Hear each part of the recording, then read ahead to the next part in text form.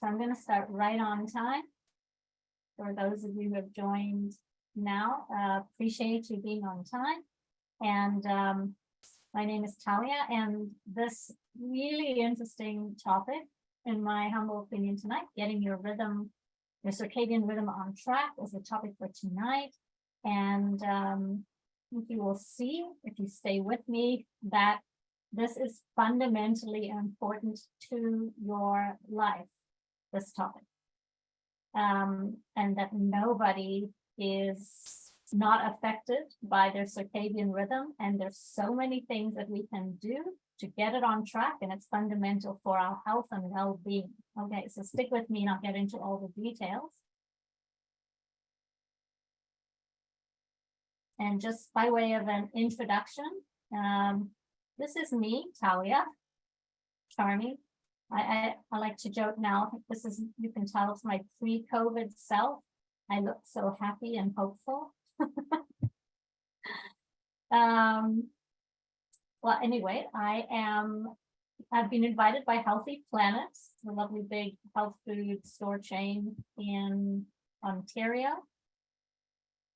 I don't think they've branched out yet, and co-hosting with Now. So I am the Nutrition and Health Education Manager for Now Foods Canada. Now is a supplement company. I'll introduce them as well. I have a very long background of decades in the health and wellness realm in one way or another. As a holistic nutritionist, a wellness coach. I've done talks and do talks all across Canada. I'm an author of 3 books, as you can see, an educator and a speaker. And I always like to just mention my values when I come to imparting information to you, the public, that I try to be honest, objective, nuanced, because that's just being part of being honest, is being nuanced, and humble too, hopefully. And I am from Toronto, so, you know, I try to keep my the humility there. Just a very little bit on the way of housekeeping for those of you who are here. So I want first again to thank Healthy Planet and Now for hosting me. Want to let you know, in case you're the type that likes to write down stuff to remember, this recording will be emailed to you after the fact from Healthy Planet. It also will be available permanently, assume, on their YouTube channel, so you can rewatch it there. I would love to get to your questions. I just wait to the end to keep the flow going. But just remember, so there's 2 areas on Zoom. There's the chat area and there's the Q&A area on the bottom of your screen. The chat area is for you just to chat with one another, make whatever comments you want, whatever you want to use it for. But the Q&A area is where I'm going to go at the end to check for questions to answer. So please put your questions in the Q&A area. And also wanted to introduce, so you can't see her, but Lynn Marie is here. She's the moderator. She's also from Now. She's graciously taken her time off in the evening to help moderate the chat. So she will answer any questions that she can. But you know, she's just there for you. And if anything goes wrong technically, she will also come and let me know so I can repeat anything. And lastly, of course, enjoy. And I would just ask you all, just really for your own benefit. I know it's so hard these days. I'm guilty of this, but other than maybe just take a deep breath and relax, and maybe have like a cup of tea, which I do and I always do when I'm doing my talks, because my throat gets dry. Try to maybe turn off your phone or put it in airplane mode, or just put it even right out of the room, so that you can really focus and absorb this. It's an important topic, and I know you're going to love it once you get into it. So, and the obligatory disclaimer is that, of course, these presentations are for informational purposes only and don't constitute the practice of any healthcare service or medicine. So any information written or stated here, or materials linked from here, or questions answered at the end is at the user's own risk. And I'll say that for your benefit, really. Listeners should not disregard or delay in obtaining medical advice. Of course, although I do know a lot, I don't know you personally. If you want specific details about any products I mentioned, although this is not a product-heavy training, This is a lot you can do, cost-free stuff in your life to help with your circadian rhythm. You go to nowfoods.ca and you can find the products, where they are, uses, doses, and cautions or contraindications on the products. I want to tell you a little about Now, because they are a sensational company. So this is my core family, the Now family, and the founder Elwood. If you don't know about Now, first, there's so many unusual things about them, but being 55 years old and family owned is just one of them. One of the oldest supplement companies around. This is a beautiful story about the Now family. You can get it for free online as a PDF. I highly recommend it if you read it in an hour. We have a huge staff dedicated to all things quality. You can see 160 quality assurance staff and 150 chemists. And that's because we're one of the few companies that actually has our own in-house labs. We've got 8 in-house labs. An interesting bit of our history in terms of our commitment to quality is, anyone who does manufacturing, which we do in production, we produce most of the products that you might see here in Guelph, Ontario. But good manufacturing practices is part of that, and regulations. You have to have certain standards and you get audited by third party.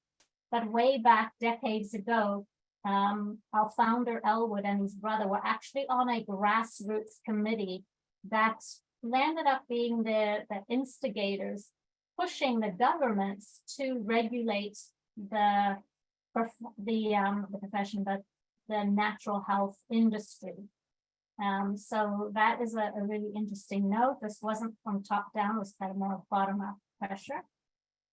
We have 8 in-house labs. Many of these have equipment that is far sort of beyond what you'd find in a normal third-party lab, kind of more research level, like what you would find at universities that are conducting research.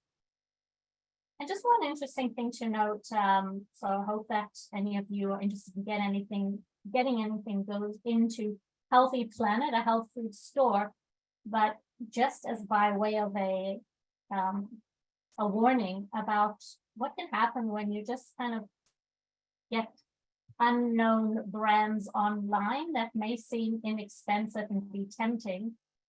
At Now, we have been doing a series of tests of online products. These are not companies you will have ever heard of or that I have even, obscure brands on Amazon. There's been articles written about Now and how we've been influencing Amazon and pushing them to have stricter restrictions for who can place their products on there. But just so you can see, in the last series of tests we did, we took 20 products off of Amazon, and 12 out of those 20 products, these were bromelain products. This is our bromelain we took 20 bromelain products, and 12 of those had 10% or less of the bromelain, of the amount on the product, in the product. And this was confirmed with a third-party lab. We've done many other series with similar dismal results, and you can go to nowfoods.ca to see those. But you can see along the bottom of my screen here, these are the percentages in the different companies that we found. So some of them in the green had, the 100% or a little bit more. Many of them had, there was even some that had 0 bromelain, so that it's quite shocking, unfortunately, what can happen out there. And so that's it about the Now brand, and on to our topic for tonight, the circadian rhythm and our code. So this is, I just want to introduce this term because in a sense, the whole tonight's talk is about chronobiology, which is just the study of our biological rhythms. We have a lot of things going on in our body, but most of them are rhythmic. So they sort of wax and wane, come and go. They have a timing to them, which you may not be aware of, but you certainly will be by the end of tonight. So Kelly, I just was going to mention before we continue, there was a couple comments saying that the sound wasn't that clear. I'm not sure if you can tweak anything. Um, Oh, Yeah. I suppose I can come a bit closer to the microphone. Great, thank you. Okay. Okay, you let me know if there's more. Thank you for those letting me know, and I'll just try to raise my voice a bit. So this plant is called Touch Me Not, and there was an experiment, and firstly it was observed, which is very interesting, that this particular plant, and I'm sure others, would move like sort of from one side to the other and follow the leaves, follow the sun from dusk to dawn. And so it was thought that, this plant and other plants are influenced by the sun, giving them signals of when it is day and when it is night, so they can get, different exposures to the sun. But these French geophysicists that were very curious did an experiment where they put this plant into a completely black box where no sun could get through, but it had a camera in it. And they noticed that the plant still moved even without any sun exposure. This was our first clue that there's something innate, like a clock, inside living things that tells us when it's night and day. So this then led later to a human experiment. These two brave men here went 140 feet underground for 32 days in 1938. And although you can see light here, they were in pitch dark the entire time. And what was found is even though they had no exposure to the sun, they still woke up and went to sleep on an almost 24-hour cycle, but not quite 24 hours. It was 24 hours and 15 minutes. So when we realized that we have our own internal clock that's very close to the sun's 24-hour cycle, but a bit longer. So that's very interesting. So what happens is that they would start to get out of sync with the sun, even though they were waking and going to sleep in a rhythm, because they were a bit more than 24 hours. So how do we stay in tune with the sun if our internal clock and the sun are a little out of sync? Introducing to you, we do have an internal clock called the suprachiasmatic nucleus. It's sort of behind here. And that clock gets tuned by the sun through light coming through our eyes. It hits the back of the eyes, the retina, and it sends signals to this clock and kind of tunes it. So keeps us in the 24-hour rhythm, kind of fine tunes our own clock. And that is called the master clock, or the suprachiasmatic nucleus. Very interesting. And this signal is important, as you will see. Turns out it's not just the sun that keeps our master clock in a 24-hour cycle, but there are other signals. They're called zeitgebers or time givers. Other than the sun is probably the strongest. There's also temperature. So we are gauging when it is hot and when it is cold. And this also tells our body when it is night and when it is morning, because at least our ancestors would have always had a natural fluctuation in temperatures because they didn't have temperature control inside. Even if they lived in the very hot equator, it would still be cooler at night. Also, when we eat or when we don't eat gives a signal to our body about when is our waking alert state and not. Our activity level, perhaps oxygen in the air, humidity. So there's many things that help keep our master clock in time. And we also have other little clocks throughout the body that we believe communicate with that larger clock. So you will see many variations of this lovely diagram, if you look online, that basically tell us that there are all kinds of things in our biology that are occurring or fluctuating.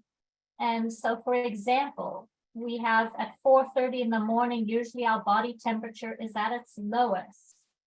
or at 10 a.m. in the morning, our alertness is usually at its highest.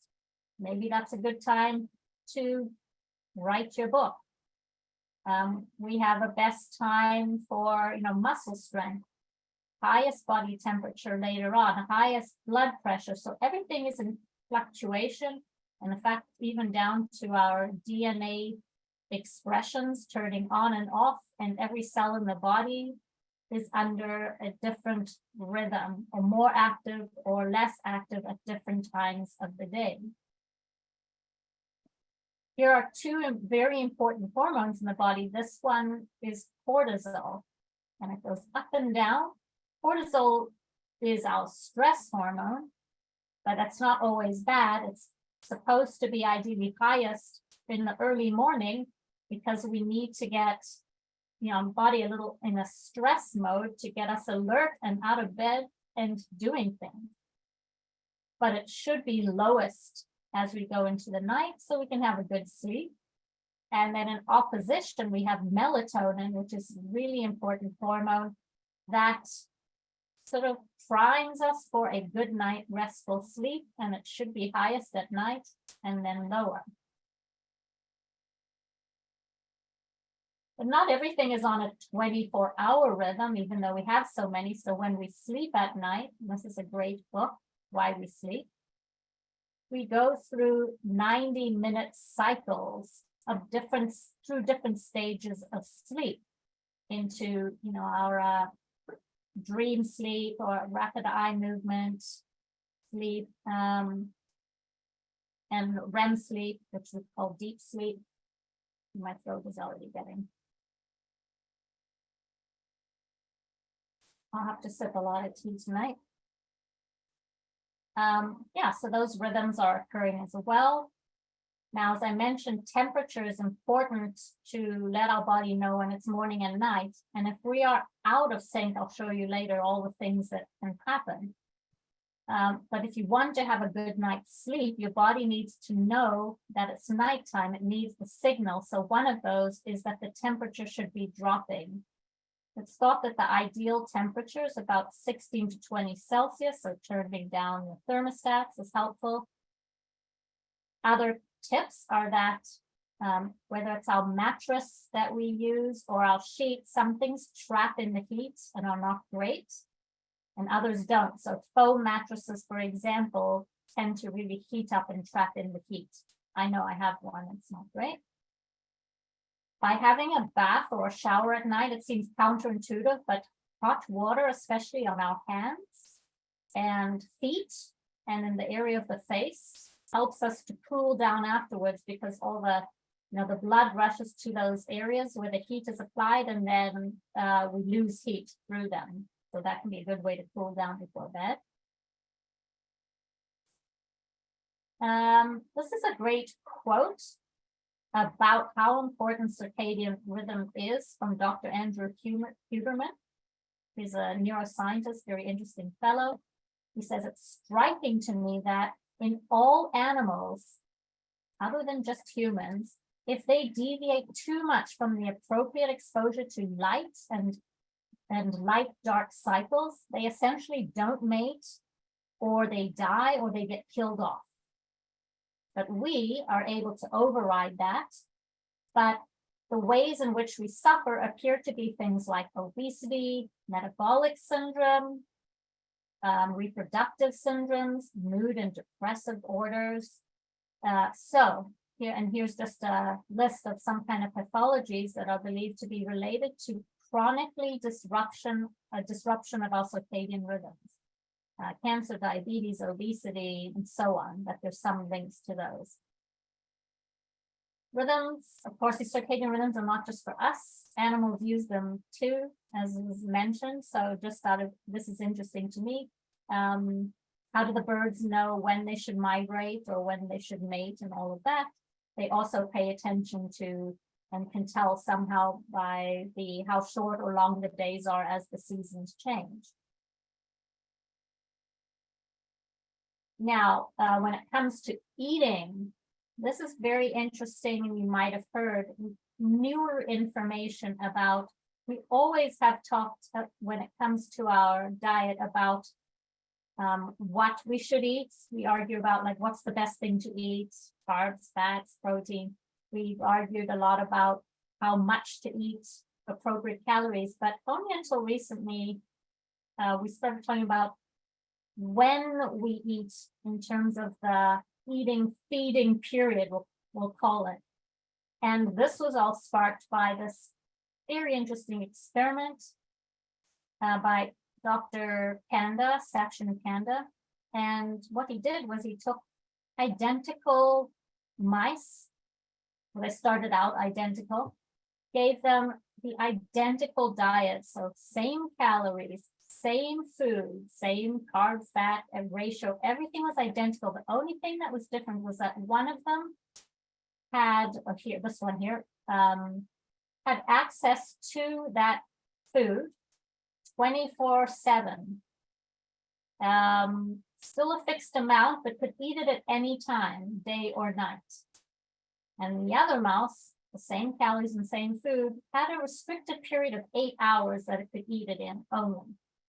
And what they found was a huge difference so this mouse that could eat any time, in weight gain, got a fatty liver, high cholesterol, poor sleep, all sorts of things. And the other rat remained healthy, even though it was eating again, no more calories in the same diet, but just in a restricted time within 8 hours versus just any time.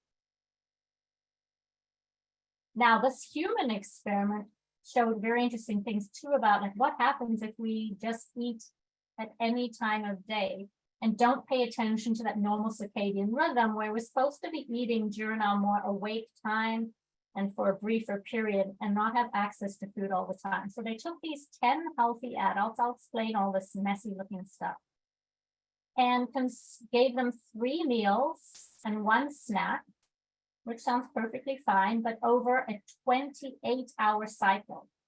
So they made them, I guess, live in a cycle that was not in sync with our circadian rhythm, which is not 28 hours. And what they found was very interesting. So you can see the black lines here. This is when they were eating within a normal 24-hour cycle. And the red lines are when they were living within a 28-hour cycle. So firstly, the stress hormone, cortisol is our stress hormone.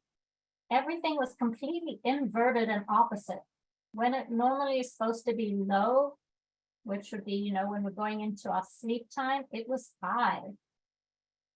And I've often suspected with my clients that, when they're waking up in the middle of the night, it could be because their cortisol levels are up high when they should be low. So those were kind of reversed. They also noticed things related to tendencies towards developing diabetes. So they noticed after their meals that both their blood sugar and their blood insulin were significantly higher than they were when they were under a normal rhythm. So this was all very interesting and further reinforced this idea that it's not only important what we eat, but when we eat. Now, many people have since then got all kinds of interpretations, and I think this still needs to be fleshed out, but Sachin Kanda's last sort of tidbits that he put in this great book, The Circadian Code, if you want to read it. He said, the general advice would be limit your eating to the active times of your circadian rhythm. Right now, we think that's about an 8 to 12-hour window if you can do that. There's no perfect number yet known. Those mice were, the healthy mouse was in an 8-hour window, but that doesn't mean that that's the only possible time. And another interesting thing he said is, again, everything's on a rhythm. So our insulin, which helps us get our blood sugars into our tissues, is more robust and works better in the early morning. So something like that might suggest that maybe we can handle more carbohydrates in the morning than we can at night. But there's all kinds of different ways of spinning the evidence we have. What about when we exercise?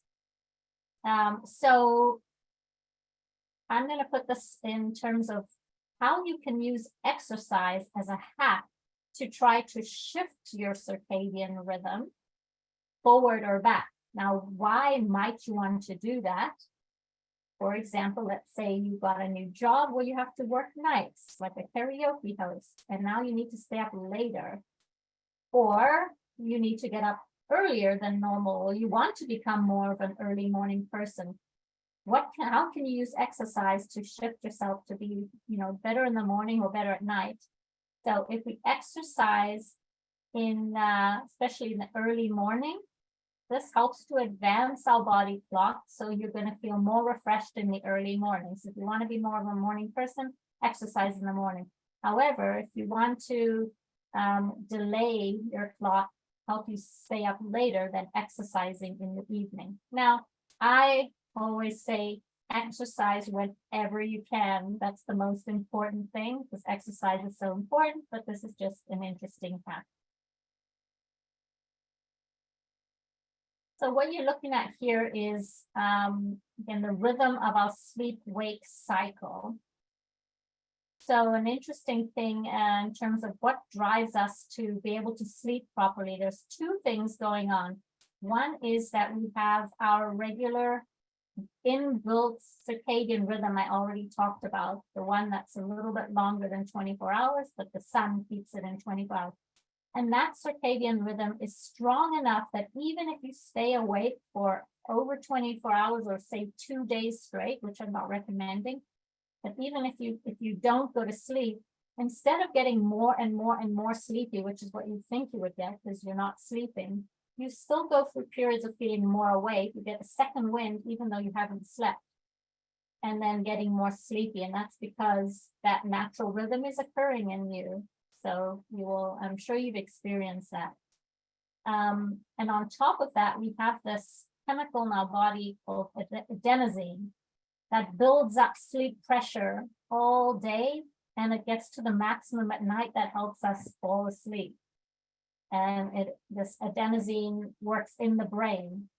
Unfortunately, there's something that blocks that adenosine from building up in our brain, because we want sleep pressure to build up so that by the time it gets to the night, we're exhausted. And that is coffee. Coffee blocks those adenosine receptors in the brain. So although I'm not here to tell you what to do with coffee, I have a couple decafs in a day, 1 or 2. We all have different metabolisms of coffee. Those are different across, so people can handle it differently and depending on when you're having it in the day, but definitely that can disrupt that natural rhythm and build up of sleep pressure. Now, you might have noticed that things like, teenagers stay up really late. And although for a long time we thought it was just to annoy their parents, turns out there may be an evolutionary explanation, which is that they naturally want to, when they get to teenagers, to assert their independence. So by having a rhythm shift where they naturally want to stay up later, this helps them separate themselves from their parents or going to bed earlier to have time that is independent. So it might actually be something biological to do with rhythms. With seniors, it's believed that there could be a shift as we go into older years where we actually need to go to sleep earlier. So that's the early bird special is based on the idea that seniors need to eat more early. And then this is disputed, but some people say we have inbuilt predispositions. Some of us are morning larks, we're morning people, and others are night owls. And this is a biological predisposition. Others argue against that. So, you might identify as one or the other. And many people are kind of somewhere in between. Now, we all know, I think, intuitively that jet lag is bad for us. We feel crappy. You've probably heard that shift work can be really hard on the body because it's kind of like jet lag, but happening over and over again. But there's also other things like social jet lag, which is when all of a sudden on the weekends, we change our schedule, we sleep in and we stay up later. That is basically the same as jet lag, depending on how many hours you're doing differently. So it is really much better, much healthier to wake up and go to bed at the same time, no matter weekday or weekend for our health. Digital jet lag is a new term, meaning, we expose our eyes to so much light with our gadgets, that it's throwing off our circadian rhythm, and we don't know when it's coming to nighttime anymore because we have lights on and gadgets. And I will show you some hacks for that. Anything that I'm gonna sit here. Anything that or most things that you learn about when it comes to proper sleep-wake hygiene, which is probably the most important, or foundations for good sleep. Most of the things recommended are all supporting circadian rhythms in different ways. So Matthew Walker, who's probably known as a world expert in sleep these days, and he wrote the book Why We Sleep. He says of all the sleep-wake hygiene principles, the most important one, if you're only going to follow one, is keep a regular sleep-wake schedule. Same time every day. But other important tips are exposing ourselves, limiting exposure to light after sundown. For our ancestors, it wasn't an issue. They didn't have any lights. I'm going way back. And even after, for those who had fire or just candles, that wasn't a light that's very disruptive. Expose your eyes to sunlight during the day as much as you can, especially before 10 a.m. is a prime time. The light in kind of before 10 a.m. is a little bit different. It has more reds in it. That really helps to prime you. And then get sunlight exposure at sunrise and sunset. So the most important times, but any time outside in the day is good, but the most important times in terms of registering day and night for your body is sunlight at sunrise and at sunset. So if you walk a dog, or if you share that, grab the schedule of sunlight and sunset. And eat your last meal 2 to 4 hours before sleeping. So these all have to do with circadian rhythm.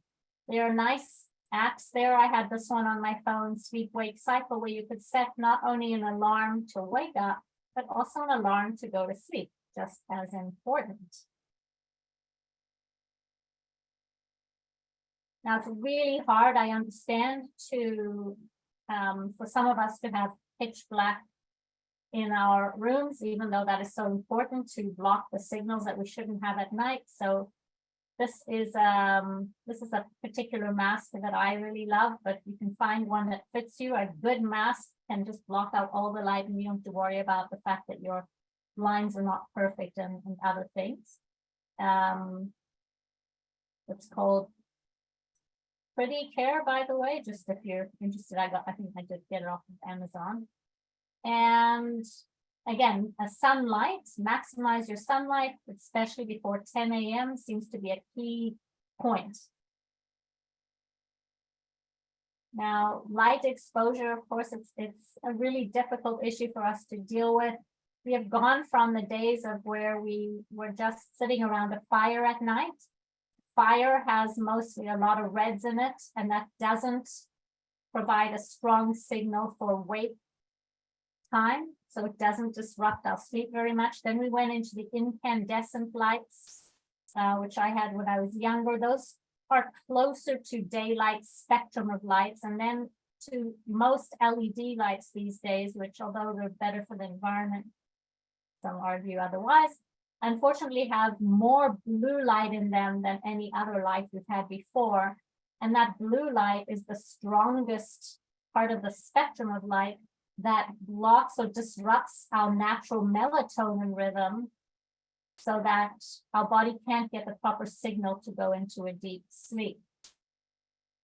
So there's some hacks out there, such as wearing blue blocking glasses. And there's certainly all kinds of ways to adjust our computer and phone screens to to reduce the blue coming out at night. But there's a bit of a myth out there that it's only blue light that disrupts your sleep, and it's not. All the light disrupts the sleep. It's just that blue has the strongest signal, but it has to do with how much light and how directly it's coming into your eyes. So we need to be mindful of light in general. here's some interesting tips so you can try the best thing for night, other than fire. It's not very practical, is dim red lights or candles, but dim red lights would be the safest. Avoiding overhead lights, so it's not only the light and the intensity, but the direction it comes down, and that's because you can imagine we evolved to get light, at noon, light's coming from straight up, and it comes down at a certain angle that hits the back of your eye at a certain angle where those cells are most sensitive to the light. Whereas if you use table lamps that are where the light is coming down, then that is going to be much better in terms of the way the light hits your eyes. So that's another tip. Also, try to dim your lights at night, and you'll be surprised that if you at least wait 15 minutes, we adapt very quickly after dimming lights. So they might seem too low for you, and you think, oh no, I can't function in this low light. But if you wait 15 minutes, you can usually adapt quite well and you'll be fine. So just a little patience. And then, there's a certain amount of light that won't disrupt. That's light intensity is kind of defined as lux, L-U-X. So, if it's really, really low, which is like a fire or a flame, it won't disrupt the sleep. One more time here. So some other tips, this is again from Dr. Sachin Panda, so lots of great stuff when it comes to, so lux again is just a measurement of intensity of light. So certain people might want to get more light, and I'll tell you an interesting way to measure it, but more light for longer periods of time. And those are people with seasonal affective disorder, like depressed in the winter, depression or ADHD, may benefit from higher intensities of light, so like 10,000 lux for longer periods. So get 10,000 lux of light for at least up to 60 minutes in a day if you can. For most of us,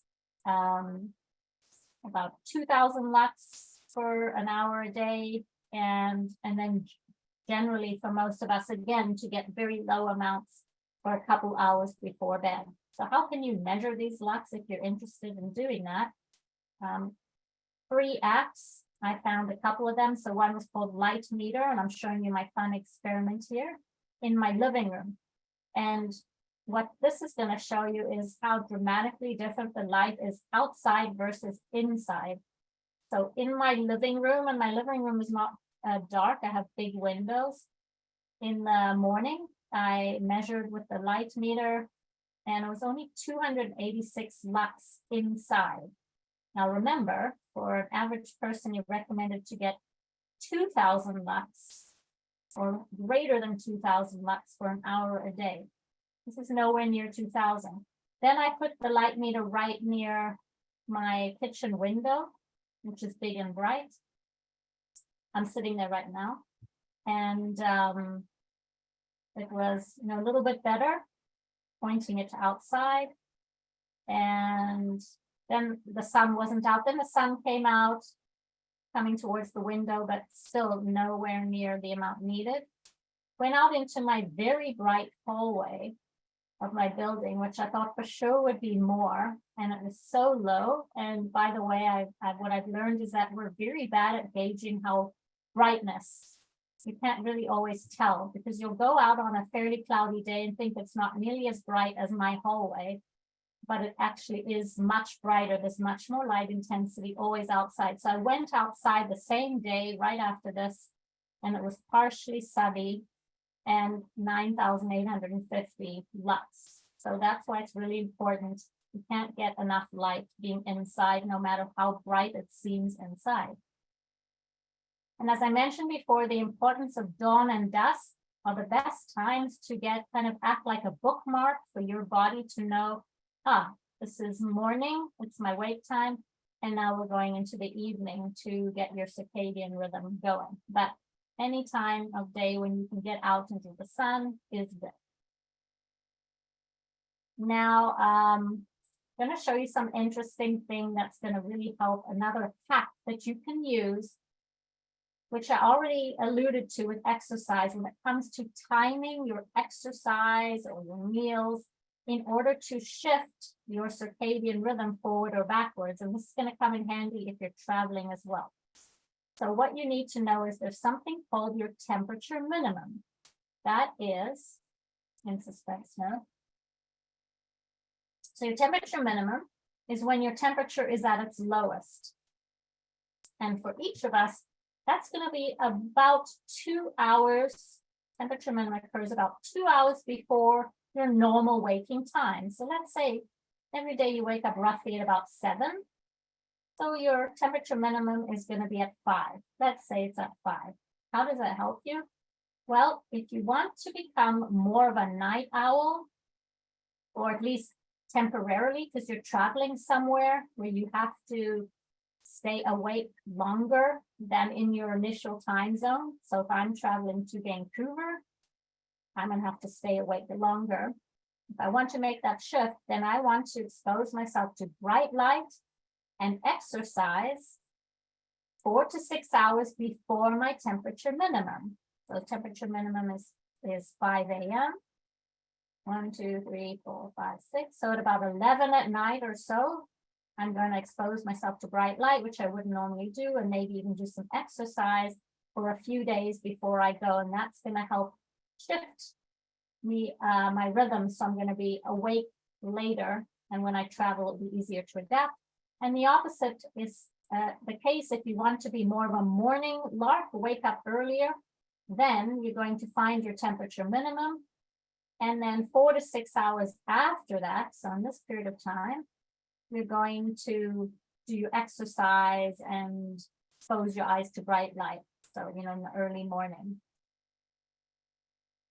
Okay, so now a little bit about supplements and circadian rhythm. And you probably won't be surprised with which one I'm going to focus on. But this is an interesting article about circadian rhythm and drugs, but I'm sure it applies just as much to supplements. And this is very new, kind of cutting edge thoughts. And it's the new knowledge that, so whenever you take something, a supplement, a drug, whatever it is, your body, it lasts a certain amount of time in your body because your body eventually, or your liver takes it and clears it out and gets rid of it. How quickly it does that is going to depend on some enzymes in your body, they're called, that break it down faster or slower. And those enzymes are on their own circadian rhythm. So they're more active sometimes and less active other times. That means essentially that when you take a drug or a supplement, in the morning or the evening, it may not be the same potency, even if it is the same amount in the pill, based on how your body is metabolizing it. And as we learn more about this, we're probably going to look back one day on our medications and think, oh my God, I can't believe we were told just to take that, morning, night, or 3 times a day, when we're going to learn to be much more specific. But we don't know a lot yet, so poorly understood. But the timing can vary the response to that drug up to 10-fold. That's what studies show. So it can be dramatically different. But just as an example here, so ashwagandha is a wonderful supplement, often used as like a general tonic for someone who's, maybe I would describe someone who's very wired, so a little bit of anxiety, but tired at the same time. And this ashwagandha is in a liquid form, and this one is in a pill form. And ashwagandha is known to moderately lower cortisol, which is our stress hormone. So I have found with my clients that for many of them, they're waking up in the middle of the night. I suspected, based on what they told me and their personalities and some of the anxiety, that they might have their cortisol was out of whack. It was high at night and that rhythm was out of whack. So they would take the ashwagandha in the afternoon and the evening. And after some days or weeks, their sleep would begin to get a bit better. As an example of how I was, in theory, trying to adjust their circadian rhythm. And also would work on, when they were eating and all those other things that I've been talking about. And just some other, again, like very theoretical examples here. So I actually just took the supplement before I did this training because it helps me focus. It's called True Focus, and it has ingredients in here that can in theory increase a chemical in the brain called dopamine. In fact, they've been studied and shown to do that, not this, but some of the ingredients in there. And dopamine is important for focus and alertness. And we do know as part of our circadian rhythm that dopamine is highest in the morning when we should be most alert. So, taking a supplement like this would kind of be in the morning would be aligning with that rhythm. But in my case, I'm taking it at the time when I'm supposed to be more winding down because life doesn't always work with the way we want to with circadian rhythm. Sometimes we have to be alert and awake, like doing an evening training. So that's why I'm taking it now, but I'll generally will take melatonin at nighttime because I'm using it so if I travel a lot, I'll be taking it. I will be taking it tonight because I'm exposing my eyes to a lot of light to this computer in the evening, whereas I normally wouldn't. So that's just ideas of when you take things and why. So melatonin and sleep, I've already mentioned melatonin being so important, and it fluctuates up and down for our sleep. We naturally produce it in the night time, more of it, so it will go up. And that is based on changes in our eye exposure to the sunlight outside. So ideally, we get less and less sun exposure at nighttime, and that change in signal of light should send our melatonin upwards. But we often disrupt it, unfortunately, because we have indoor lighting and gadgets and such. But normally, a healthy person produces less than 1 milligram of melatonin in the brain. We don't need much to help us get into a good sleep. As we get older, we produce maybe a half or a third of what a 10-year-old does. So definitely we're not as robust with melatonin, but still less than 1 milligram. So I'm a big fan of this supplement, and I'll tell you why. Now, I could say it's because it's in a nice liquid form that's rapidly absorbed, which it is, or that it's very tasty, which it is. But why I really love it is that the dose for this is 20 drops for 3 milligrams. And most supplements out there are just, it comes in a fixed 3 milligrams is probably a very common dose. But as I said before, we don't even naturally produce 1 milligram. So with this one, I have the flexibility of taking sometimes I only take 1 drop or 3 to 5 drops to mimic the more physiological doses, very small doses that we naturally would produce, because more is not necessarily better. There is some evidence that a little bit of higher doses, like 5 milligrams, may reduce the time it takes to fall asleep by a little bit. So for some people that may be helpful. We're all different. In terms of the timing of melatonin, it's hard to get concrete information out there about the best timing. There's conflicting information for sure, but from this reflects mostly what I see out there, which is if you're using it for jet lag, take it a couple hours before your desired sleep time. Say you want to fall asleep at 7, so take it at 5. Whereas if you're just taking it for normal use and you're not for jet lag, like for me tonight, I want to go to bed at my usual time, but I've been exposed my eyes to a lot of light, then you can take it just shortly before bed, especially if this one will be quickly absorbed for me on an empty stomach. So looking at the use of melatonin and jet lag, here's a nice review of 10 different trials. This is another great melatonin supplement. This one does have 3 milligrams. Sometimes I will take a bit more, like if I'm traveling where I want to fall asleep a little bit faster. This one also has a green tea extract called L-theanine, which has been shown pretty concretely to calm us, helpful for just that more anxiety related issues with sleep, so combination. And the practical takeaways from the study with melatonin and jet lag, looking at all of these 10 studies, one was that even from between the smaller, very small 0.5 up to 5 milligrams doses didn't make much of a difference, kind of equally effective. So I'd say less is more unless you find you need more. But the higher doses might accelerate the time to fall asleep a little bit. Melatonin works best if you're going at least 5 time zones or more. So, you know, if I'm going to Australia, I definitely want to use it, but I still use it for any travel because I find it helps. And it works best when you're traveling in easterly direction. And that's because when you travel east of where you are, you actually have to go to bed earlier than your normal bedtime. And it's harder to force yourself to sleep earlier than it is to force yourself to stay awake later. But I use it for all travel. So if you're taking a vacation for, you know, especially if it's more than a couple of days and you want to reset your rhythm, say I'm going to Australia, this is how I suggest that you use